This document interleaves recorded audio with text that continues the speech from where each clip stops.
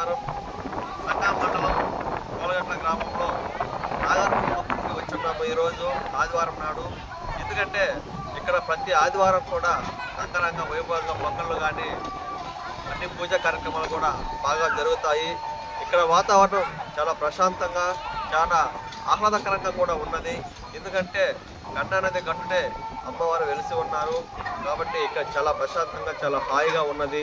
ప్రతి ఒక్కరు కూడా ప్రతి ఆదివారం వచ్చి అమ్మవారిని దర్శించుకొని అమ్మవారి దీవెనలు తీసుకొని ఆనందంగా ఆరోగ్యంగా ఉండాలని కోరుకుంటూ ప్రతి ఒక్కరు కూడా ప్రశాంతమైన జీవితాన్ని కోరుకుంటారు. ఇక్కడికి వస్తే ప్రశాంతే కాదు ఆనందంగా కూడా ఉన్నది.